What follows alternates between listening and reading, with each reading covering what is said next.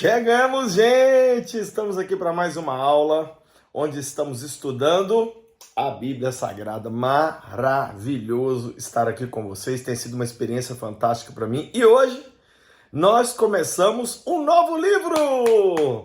Isso mesmo, já estudamos os 28 capítulos de Mateus e agora começamos Marcos, capítulo 1. Nós vamos fazer o Novo Testamento todo em ordem. Então eu quero incentivar você. Ah, Lucinho, mas eu já perdi alguns dias. Não tem problema, cara. Continua com a gente. Vem, firma aí. Vem aprender a palavra de Deus. Estamos aqui estudando a Bíblia Sagrada, né? Então eu quero que você participe conosco. Lembrando que as aulas são todas segunda, terça e quarta, às 19 horas. Mas as aulas das quartas-feiras são somente para membros exclusivos do meu canal do YouTube. Então, se você quiser se tornar membro do meu canal, clica no botão tornar-se membro aí. Simbora! Vamos lá então para Marcos capítulo 2. Pegue aí papel, caneta, pegue aí o seu notebook, pegue aí sua Bíblia, para você fazer as suas anotações, porque nós vamos estudar o Evangelho de Marcos. Quero começar lendo esse primeiro verso e só dando um pano de fundo para vocês. Marcos capítulo 1, verso 1 diz: princípio do Evangelho de Jesus Cristo, o Filho de Deus. Vamos dar uma paradinha aqui. Os evangelhos, eles são para contar a vida de Jesus. Você sabe que são 4, Mateus, Marcos, Lucas e João. O menor deles é Marcos. Mas ele é considerado o mais antigo deles. Foi o primeiro evangelho a ser escrito, né? E os outros evangelhos, principalmente Mateus e Lucas, eles tiveram Marcos como sua base. Então nós temos que entender que o evangelho de Marcos, ele tem menos ensinamentos de Jesus e ele é mais direto aos fatos. Ele narra os fatos de uma forma mais direta, mas é um evangelho que traz para nós um ensinamento muito grande. E o autor, esse Marcos, é conhecido como João Marcos.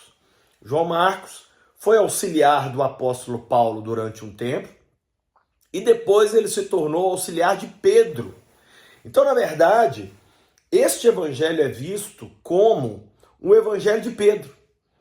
Porque da forma como Pedro viu e da forma como Pedro contou para Marcos, então aí sim João Marcos sentou e escreveu o evangelho.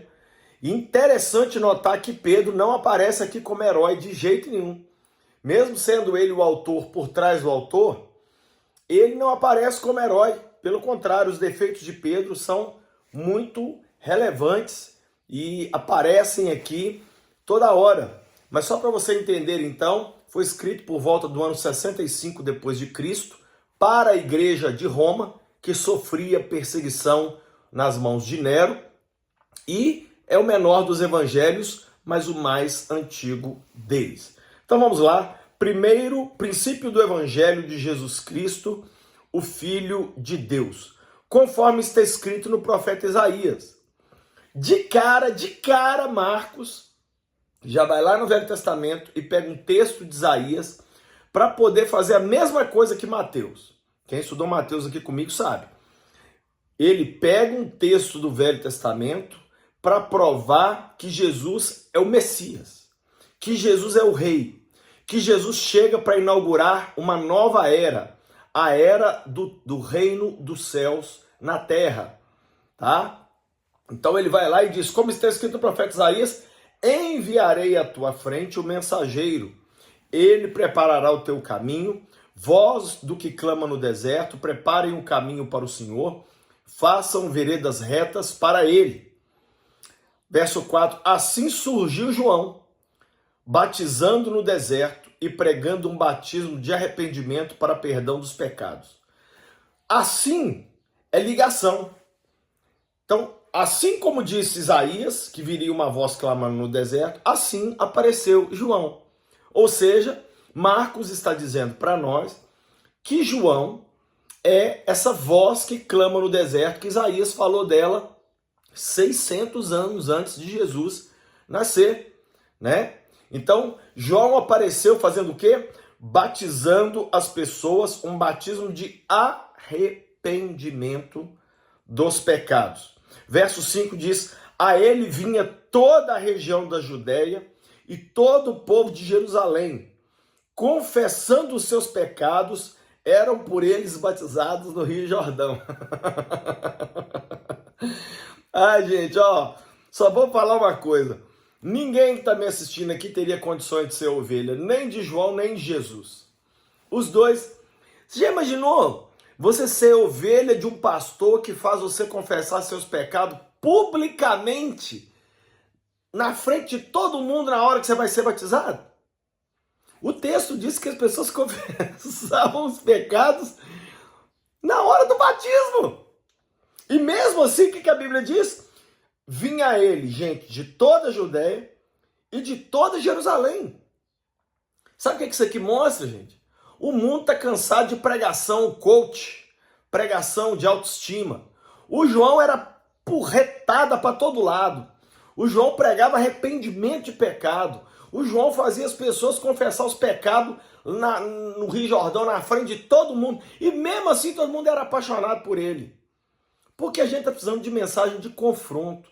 Mensagem que coloca a nossa vida no lugar. Não é mensagem, ai, vai dar tudo certo. Viva como um demônio e no final das contas Deus vai te salvar. Essa mensagem não cola mais. Não cola mais. Né? Verso 6. João vestia roupas feitas de pelos de camelo e usava um cinto de couro e comia gafanhoto e mel silvestre. O que significa isso, gente? Que João era como um dos profetas do Velho Testamento. Como Elias. Elias se vestia dessa maneira. Não é que ele era a reencarnação de Elias, mas ele estava agindo na mesma unção e no mesmo poder de Elias. A dieta dele era esquisita, a roupa dele era esquisita. Ó, se João aparecesse vivo hoje, nenhuma igreja no Brasil deixava ele pregar. O cara parecia um mendigo. Parecia um mendigo. Né? Verso 7. E essa era a sua mensagem. Olha a mensagem dele, que fofa. Depois de mim, vem alguém mais poderoso do que eu. Tanto que eu não sou digno nem de curvar-me e desamarrar as correias das suas sandálias. Eu os batizo com água, mas ele os batizará com o Espírito Santo. Qual era a mensagem de João? Ele está chegando. Jesus está chegando. Está vindo um depois de mim, que esse é o cara. Eu batizo com água, mas ele vai batizar vocês com o Espírito Santo.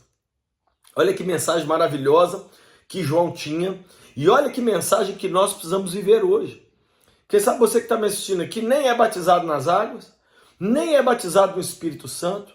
Cara, está à disposição da gente. Jesus veio nos dar isso de graça. Precisamos desse batismo do Espírito Santo na nossa vida. Ser cheio do Espírito Santo. Se a gente não for cheio do Espírito Santo, de alguma coisa nós vamos ser cheio. Cheio de pornografia, cheio de mentira, cheio de TikTok, cheio de preguiça. De que você tem sido cheio? Eu quero viver uma vida cheia do Espírito Santo. E quem enche a gente do Espírito Santo é Jesus. Jesus. Verso 9. Naquela ocasião, Jesus veio de Nazaré, da Galileia, e foi batizado por João no Jordão. Lembrando a você, Jesus tem 4 cidades na vida dele. Ele nasce em Belém, mas ele é criado em Nazaré, na Galileia. Na vida adulta dele, ele mora em Cafarnaum, nos 3 anos de ministério, e ele morre em Jerusalém, tá? Então, por isso que o texto está dizendo que ele veio de Nazaré, da Galileia, para ser batizado por João no Jordão. Ele saiu de onde ele morava, da cidade onde ele morava, onde ele passou a infância e a adolescência dele, e ele foi para ser batizado por João no Jordão. Assim que saiu da água, Jesus viu o céu se abrindo e o Espírito descendo como pomba sobre ele. Jesus viu, Jesus teve uma visão espiritual. Então veio uma voz do céu: Tu és o meu filho amado, de ti me agrado. Que coisa maravilhosa. Jesus sendo batizado e o pai dizendo: Você é meu filho amado. Tá aí, enfrentou uma fila, entrou nesse rio sujo, tudo para cumprir um propósito. Gente, quero lembrar você, Jesus era 100% homem, mas 100% Deus. Mas ele se esvaziou da sua glória para cumprir tudo que estava escrito sobre ele. Por isso que o Pai o amava. Mas olha o que diz o verso 12. Logo após o batismo, o Espírito o impeliu para o deserto. Ali esteve 40 dias sendo tentado por Satanás. Estava com os animais selvagens e os anjos o serviam. Você sabe que a tentação de Jesus é melhor contada lá em Mateus capítulo 4 e em Lucas capítulo 4. No verso 11, o pai diz, tu és meu filho amado e eu tenho todo o prazer do mundo em você, né? E logo em seguida o Espírito Santo leva Jesus para o deserto, onde Satanás fala assim, se tu és o filho de Deus. Então veja bem, numa hora, no mesmo dia, o pai fala para Jesus, você é meu filho amado, e logo em seguida o diabo fala com ele, se você é o filho de Deus, é assim comigo e com você. O diabo sempre vai testar a nossa identidade, para ver se a gente acredita realmente que a gente é filho de Deus ou não. O mesmo Espírito Santo que desceu sobre Jesus no Jordão quando ele foi batizado, foi o mesmo Espírito que levou Jesus para o deserto para ele ser tentado. Ou seja, o mesmo Deus que diz que nos ama, é o mesmo Deus que cria situações para nós provarmos se a gente realmente crê no que ele está falando sobre nós ou não. Você crê que você é um filho amado de Deus, uma filha amada? Eu creio. Mesmo quando vem as tentações, mesmo quando vem as provações, você tem que crer também. Verso 14. Depois que João foi preso, Jesus foi para a Galileia, proclamando as boas novas de Deus. O que significa isso? Jesus não começou o ministério dele antes de ser batizado, antes de ser tentado e antes da voz de João ser silenciada. Jesus respeitou o tempo do ministério de João. Eu conheço muito jovem que não está querendo ajudar o pastor dele, não. Ele está querendo ele montar o ministério dele. Ou seja, ele não espera João, não. Ele já quer ir abrindo a igreja dele, acha que o pastor ficou velho, ficou gagá. Ei, aqui ó, Jesus só deu a cara dele publicamente depois que João foi preso. Fica aqui uma lição muito grande para nós. Qual era a proclamação das boas novas que Jesus fazia? O tempo é chegado, dizia ele. O reino de Deus está próximo. Arrependam-se e creiam nas boas novas. O que Jesus traz diferente de João? João falava, arrependa-se, porque está chegando o Messias. Jesus dizia, arrependa-se, porque o reino de Deus já chegou. E creia nas boas novas, creia na mensagem. Quem é Jesus em Marcos, então? É o rei que vem trazendo o seu reinado para a terra. Eu e você somos membros da família de Deus, do reinado de Deus. Nós estamos nessa terra. Ah, pastor, mas o mundo jaz no maligno. Tudo bem, mas dentro desse mundo que jaz no maligno, nós estamos trazendo o reino do céu para a terra. Por isso que a gente ora, venha o teu reino. Venha o teu reino. Cada cristão é um trazedor do reino de Deus para a terra. A mensagem de Jesus era, arrependa-se, porque o reino de Deus chegou. Por que ele pregava nessa ordem? Porque é impossível entrar no reino de Deus se primeiro não houver arrependimento. Que mais? Verso 16. Andando à beira do mar da Galileia, Jesus viu Simão e seu irmão André lançando redes ao mar, pois eram pescadores. E Jesus disse, Simão, sigam-me, e eu os farei pescadores de homens. E no mesmo instante, eles deixaram suas redes e o seguiram. Você consegue imaginar isso? Eram 4 sócios. Era Pedro e André, irmãos, João e Tiago. Os 4 tinham uma empresa, Pescaria S.A. Né? E Pedro e André pescando, Jesus falou, vem, vocês não vão pescar peixe mais não, vocês vão continuar pescador, mas agora vocês vão pescar outro bicho, vocês vão pescar homem. A Bíblia diz que eles largaram tudo na hora e seguiram Jesus. Né? Verso 18, 19. Indo um pouco mais adiante, viu num barco Tiago, filho de Zebedeu, e João, seu irmão, preparando as suas redes. Logo os chamou, e eles o seguiram, deixando seu pai Zebedeu com os empregados no barco. Em outras palavras, os 4 abandonaram a empresa que eles tinham montado para seguir Jesus. O que chama atenção tanto no chamado de Pedro e André, quanto de João e Tiago? O que chama atenção é a palavra imediatamente. O verso 18 diz que eles largaram as redes imediatamente, e no verso 20 diz que eles largaram tudo imediatamente. Deixa eu te fazer uma pergunta, se Jesus está te chamando hoje para a obra dele, você largaria tudo imediatamente? Ou você ficaria cheio de desculpinha? De onde virá meu sustento financeiro? Senhor, eu quero primeiro saber tudo que o Senhor quer fazer em mim e através de mim, para eu pesar os prós e os contras. Ei, querido, aqui não tem isso não. Jesus está passando na beira do mar. Ele simplesmente chamou, ele não deu explicação. Ele falou, venham, eu falei de vocês pescadores de homem. Eles tinham 1 segundo para decidir. Hoje Jesus está chamando eu e você também, através desse estudo da Bíblia. Venha. Ele está chamando eu e você para a obra dele. Olha o verso 21. Eles foram para Cafarnaum. Olha aí. Agora já estamos falando do início do ministério de Jesus. Tá? Então, quando o bebezinho nasceu em Belém, na sua vida de criança e adolescência, até o final da juventude, ele morou em Nazaré. E nos 3 anos de vida adulta dele, 30, 31 e 32 anos, ele morou onde? Cafarnaum.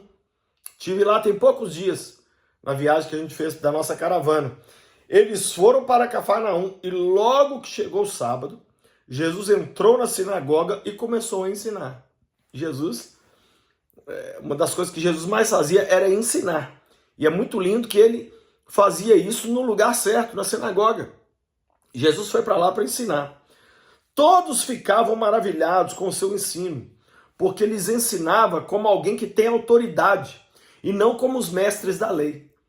Os mestres da lei simplesmente repetiam a lei, religiosamente falando, sem vida, de uma forma legalista. Igual papagaio. Jesus chegou, não. Jesus chegou, a palavra dele tinha vida, trazia cura. Ei, deixa eu te fazer uma pergunta. A sua palavra traz vida e cura? Nós, como seguidores de Jesus, não temos que ser papagaio, que fica repetindo os versículos só para mostrar que a gente sabe, não. Nós temos que ser pessoas que pregam com autoridade, com graça, né? Verso 23. Justo naquele momento, na sinagoga, um homem possesso de um espírito imundo gritou: O que queres conosco, Jesus de Nazaré? Vieste para nos destruir? Sei quem tu és, o Santo de Deus. No meio da pregação de Jesus, um homem endemoniado se coloca em pé e o demônio começa a falar.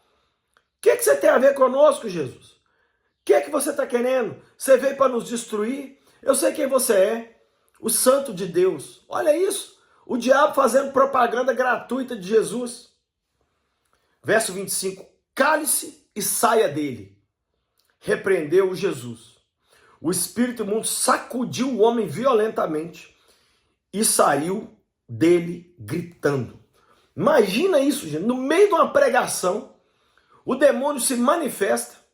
Eu já vivi isso. Eu me lembro que um dia eu estava pregando e no meio da pregação eu falei assim: e se o diabo está oprimindo alguém aqui, ele hoje perde as suas forças. Quando eu falei assim, uma menina rosnou, ficou de pé e gritou e começou a gritar. Eu falei com a igreja, estenda as mãos para ela. Fizemos uma oração, ela caiu mole no chão, o demônio foi embora. O diabo é assim, ele quer enfrentar aqueles que querem trazer a palavra de Deus. Jesus, olha o que Jesus falou, cale-se e saia dele. Cala a boca, sai dele. Olha a objetividade de Jesus. Agora olha o resultado disso, verso 27. Todos ficaram tão admirados que perguntavam uns aos outros: o que é isso? Um novo ensino e com autoridade. Até os espíritos imundos ele dá ordens e eles lhe obedecem. E as notícias a seu respeito se espalharam rapidamente por toda a região da Galileia. Olha, as pessoas começaram a comentar: que ensino é esse? O cara expulsa até demônio, até os espíritos malignos obedecem ele. E com autoridade, olha a autoridade dele. E a Bíblia diz, gente, que o grupo de Zap comeu solto. Notícia começou a correr nas redes sociais e o boca a boca, e a rádio peão fritou, e a Galiléia inteira, só para vocês terem ideia, gente, nessa época, a Galiléia devia ter mais ou menos em torno de 200 cidades e aldeias. A notícia espalhou pela Galiléia inteira, porque Jesus havia expulsado um demônio dentro da sinagoga de Cafarnaum, que era a cidade onde ele tinha nascido. Verso 29, logo que saíram da sinagoga, foram com Tiago e João à casa de Simão e André. Então, eles saíram da sinagoga e foram para a casa de Simão e André. Eu já tive o prazer de entrar lá também, nessa casinha que está lá até hoje. A sogra de Simão estava de cama. O que esse verso mostra? Pedro era casado, porque a sogra de Pedro estava doente. Então, se Pedro era casado, ele não podia ser o primeiro papa. Como que o catolicismo diz que Pedro foi o primeiro papa? Mentira, não foi o primeiro papa, né?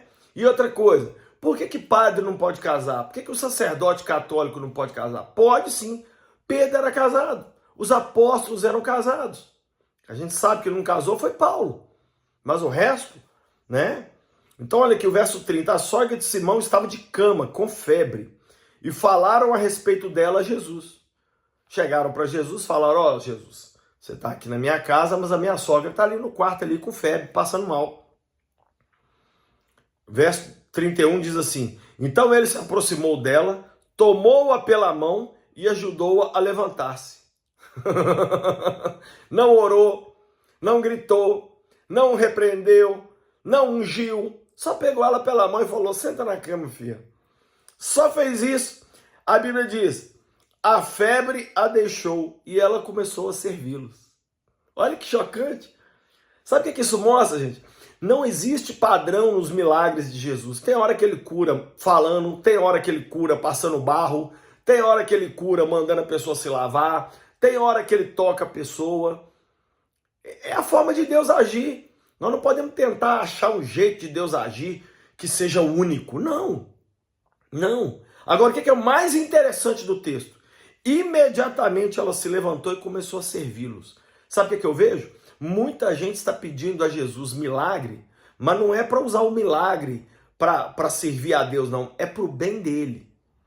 Deus, me dá dinheiro. Sabe para quê? Para eu ficar de boa, para eu ficar no meu sítio no final de semana, parar de ir para culto. Deus, me dá um marido, uma esposa. Sabe para quê? É para eu transar, para eu ficar de boa e para eu entregar meus cargos na igreja e falar, pastor, assuma esses cargos aí, que agora eu tenho uma esposa, eu tenho um marido, eu não quero saber de mais nada. Muita gente faz assim. Muita gente faz assim. Então eu deixo com você aqui uma reflexão. Você está querendo o seu milagre com que intenção? Para melhorar o que no reino de Deus? O que você quer ser um instrumento para melhorar no reino do Senhor? A Bíblia diz que ela imediatamente começou a servi-los. Agora, olha o que essa cura repercutiu.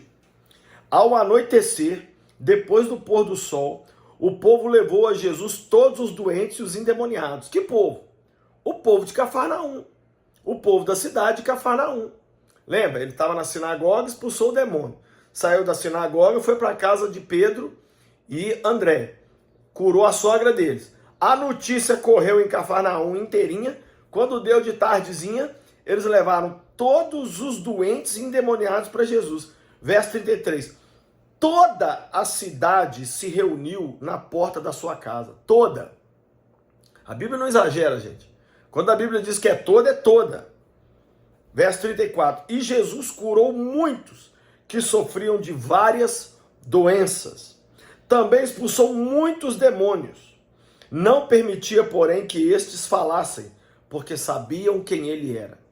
Então o que a gente vê? O ensino de Jesus, a cura de Jesus e os exorcismos de Jesus. Jesus está ao mesmo tempo ensinando, está ao mesmo tempo curando e está ao mesmo tempo expulsando os demônios. Jesus fez uma geral numa cidade inteira.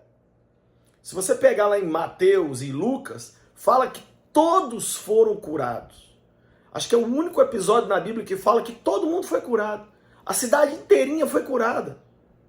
Você consegue imaginar o poder do nosso Jesus? Temos que ser louco por ele. Não tem jeito não. Ei, se você está doente por falar nisso ou está oprimido, receba sua cura agora em nome de Jesus.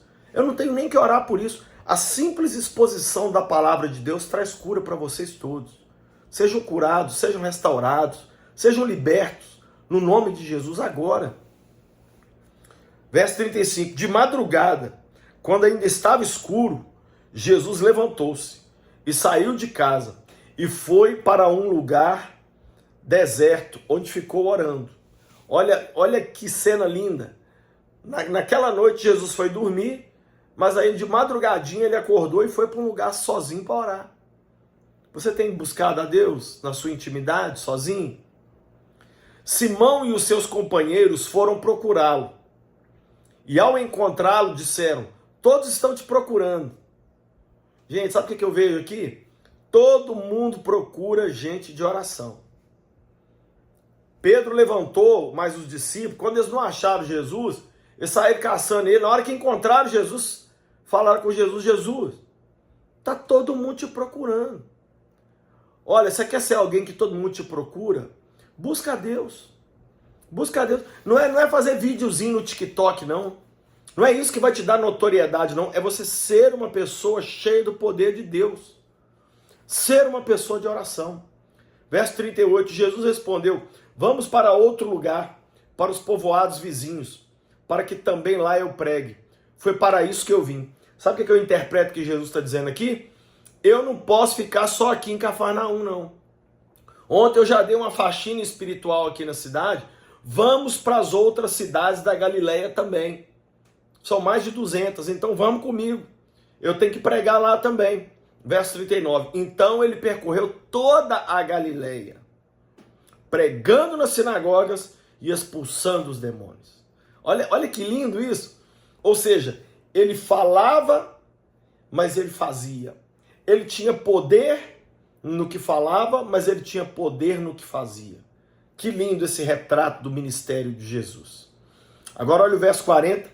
Um leproso aproximou-se dele e suplicou-lhe de joelhos. Um leproso chegou, ajoelhou e falou com ele assim, se quiseres, podes purificar-me. Sabe por que esse leproso falou isso com Jesus, gente? Porque a notícia já tinha espalhado. As pessoas sabiam que ele tinha poder. Então a pessoa já chegava dizendo, Senhor, se o Senhor quiser, o Senhor pode me curar. Porque sabia que outros tantos leprosos já tinham sido curados. Lepra era uma doença muito comum nessa época de Jesus, nessa época antiga, né? Verso 41, olha que lindo. Cheio de compaixão, Jesus estendeu a mão, tocou nele. Deixa eu explicar uma coisa para vocês. A lei de Moisés, o Velho Testamento, dizia que quem tocasse num leproso, ou quem tocasse nos objetos de um leproso, ficaria impuro durante 7 dias. Mas Jesus não estava nem aí. O que significa tocar o leproso? Jesus envolveu com a causa dele. Ei, Jesus não tem vergonha de quem você é, não. E do que você passa, não. Por mais vergonhoso e impuro que seja, Jesus entra na sua dor, entra no seu problema. Por quê? Porque ele é movido por compaixão. Cheio de compaixão, ele tocou nele. E ele disse, eu quero, seja purificado. Você que está perguntando hoje, será que Jesus quer me abençoar? A resposta está aqui, eu quero, seja abençoado. Por que Jesus não ia querer nos abençoar, gente? Me explica. Por que ele não ia querer nos curar? Por que ele não ia querer nos dar a vitória? Olha o texto aqui. Imediatamente a lepra o deixou e ele foi purificado. Não foi 5 minutos depois, não, foi na hora. Na hora. Em seguida, Jesus o despediu com uma severa advertência.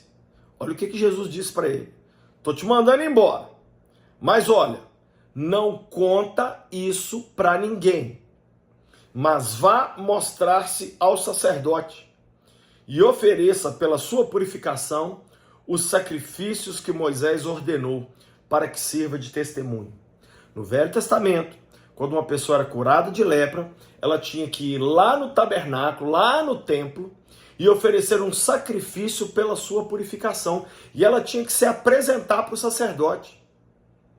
Sabe o que eu vejo aqui? A mesma coisa da sogra de Pedro. Assim como Jesus curou a sogra de Pedro e ela imediatamente começou a servi-los, Assim também Jesus curou esse leproso e imediatamente mandou ele de volta para a igreja para se envolver no ministério, para estar junto com o sacerdote, para trabalhar. Não, gente, se nós queremos milagres, tem que ser para depois nós nos tornarmos um milagre na vida de alguém. O que tem muita gente querendo é resposta que termina neles mesmos. Ei, milagre que termina em você não é milagre. Jesus disse para esse cara, vai lá e dá o testemunho do jeito certo, envolva com a minha obra, envolva na minha casa. Dê o testemunho para todo mundo ouvir lá. Lá. Hoje mesmo eu disse para uma pessoa falou para mim, Lucinha, eu tô querendo morrer. Eu falei assim, se eu ficasse sem ir na igreja o tempo que você está sem ir na igreja, eu também ia querer morrer. Pois eu indo na igreja, eu tenho angústias e tenho medos. Então, gente, Jesus está dizendo, vai e apresenta ao sacerdote. Vai. Ei, você que está me assistindo aí, vai, volta para a igreja. Volta para a igreja. Verso 45. Ele, porém, saiu e começou a tornar público o fato, espalhando a notícia. Olha bem, não fez o que Jesus mandou. Por isso, Jesus não podia mais entrar publicamente em nenhuma cidade. Mas ele ficava fora, em lugares solitários. Todavia, assim mesmo, vinha a ele gente de todas as partes. Chegou um ponto do ministério de Jesus que ele ficou tão conhecido que Jesus não podia entrar em cidade nenhuma. Ele ficava do lado de fora. E o povo saía e ia até ele, porque se ele entrasse, dava tumulto demais. Qual é a lição que a gente tira de Marcos capítulo 1? Seja como a sogra de Pedro, que recebeu o milagre e imediatamente começou a servir. Seja como esse leproso, que Jesus falou para ele, você está recebendo o milagre? Eu quero que você vá para o templo. Eu quero que você vá oferecer sacrifício lá. Eu quero que você ajude o sacerdote. Eu quero você envolvido na minha obra. Pai, eu abençoo cada pessoa que me assiste agora, que assistiu essa aula, deste novo livro que estamos estudando, Marcos. Pai, eu te peço em nome de Jesus, não deixa nós sermos pessoas com o coração fechado. Não deixa a gente receber o milagre só pela gente mesmo. Ah, eu quero minha bênção para eu ter a bênção. E aí eu ficar com a bênção e nada mais importa. Não. Que a gente receba e que a gente peça para a gente poder servir com o nosso milagre. Servir o próximo. Ajudar pessoas. Deus nos ajude a sermos assim. Assim como o teu filho Jesus serviu as pessoas. Que a gente possa servir também. Que a sogra de Pedro serviu, que a gente possa servir. Que nós possamos ser como esse leproso que o texto mandou ele ir para o templo. Deus, acorda essa geração que depois da pandemia parou de ir na igreja. Parou de envolver na igreja. Ah, eu não tenho tempo para a igreja. Acorda, Senhor, cada um de nós. Faz um milagre em cada vida, eu te peço. Eu abençoo cada um, Pai. Entrego nas tuas mãos. Em nome de Jesus. Se você gostou dessas aulas, dessa aula e das aulas que nós temos dado, eu queria que você comentasse aqui embaixo. Eu queria que você colocasse aqui qual é a sua impressão, o que você aprendeu. Queria te lembrar também que amanhã temos aula. Mas as aulas de quarta-feira são somente para alunos exclusivos do canal. Então, entra no meu canal do YouTube aí, clica em tornar-se membro para você ter acesso a todas as aulas de quartas-feiras. Porque segundas e terças a aula é para todo mundo. Mas as aulas de quarta são somente para membros exclusivos do canal. Olha que bacana que eu tenho aqui comigo o nosso novo diário de oração. Diário de oração de um Jesus Freak. Para você registrar sua caminhada diária com Jesus. Tem esse livro maravilhoso aqui, Acres de Diamantes. Pensa num livro que você vai ler, vai transformar você. Eu li esse livro esse ano, mexeu muito comigo. O Fim da Ansiedade, do Max Lucado. Vendeu 125 milhões de cópias. Olha o livro Pornografia Mata, onde eu faço um estudo sobre esse assunto. Olha esse livro para as mulheres, 12 mulheres extraordinariamente comuns, do John MacArthur. Tem a biografia do Ivan Moiseyev, que é a história de um jovem russo que era um soldado soviético e que foi torturado por amor a Cristo. E por último tem outro livro para as mulheres, Mulher, Design Divino, como ter a sua feminilidade em Deus. Todos esses livros aqui estão na loja do Lucinho.com.br. Lá também tem a nova coleção de camisetas da loja do Lucinho. Lá tem muitas bíblias, muitas pulseirinhas, muita coisa bacana. Entra lá, adquire, faz a limpa na loja do Lucinho e nas compras acima de R$170, o frete é grátis para todo o Brasil. Se você também sonha em ir para Israel, já temos caravanas aí para 2023 e até 2024. Quero que você acesse agora o site viagecomlucinho.com.br para você começar a sonhar, ver o roteiro, começar a ver as formas de pagamento, começar a orar, falar: Deus, abre a porta, faz um milagre. E vai ser uma honra tão grande caminhar com você na Terra Santa, junto com a minha família. Que Deus abençoe vocês e a gente se vê na próxima aula. E não se esqueça, seja loucos por Jesus.